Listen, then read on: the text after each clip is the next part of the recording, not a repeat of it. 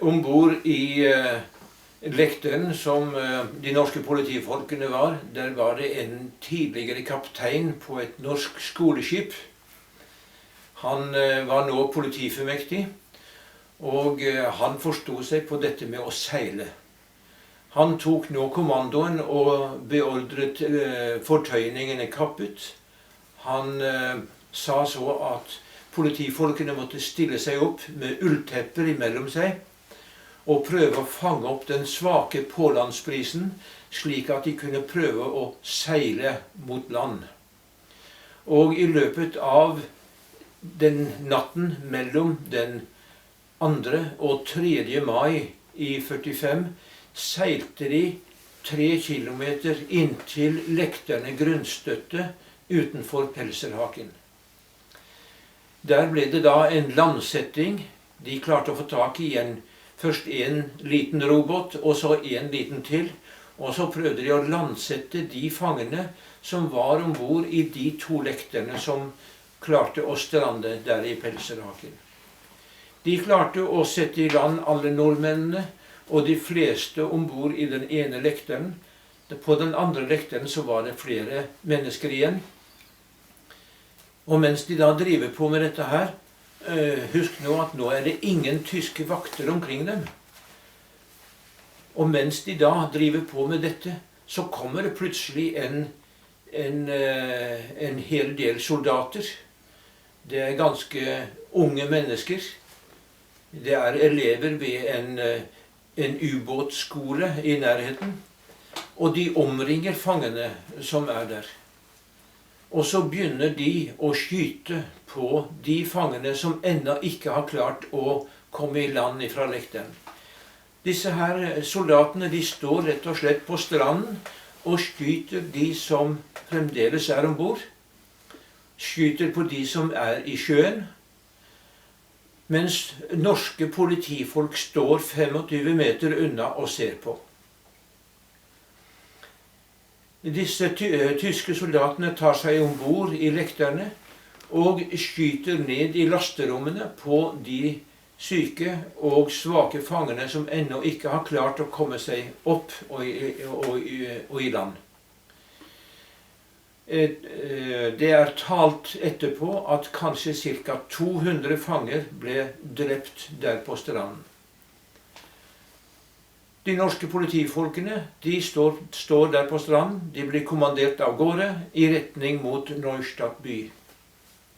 De går først, og hele veien, det er ca. 1 mils vei til Neustadt, så går de og hører på at det blir skutt bak i kolonnene.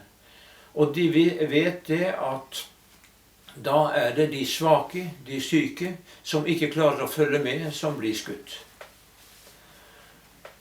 De går inn til sentrum av byen. Der er en bro.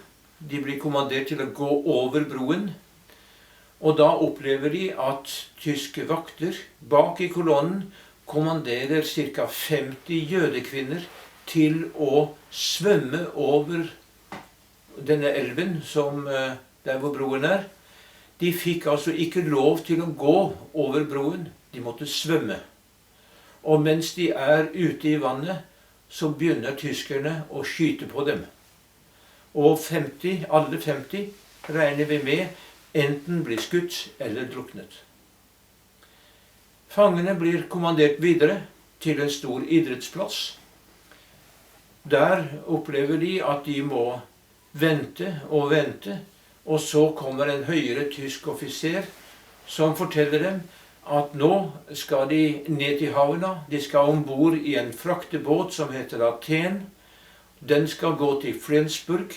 Der skal de overgis til Svensk Røde Kors, som skal bringe dem videre til Malmö og til Sverige altså.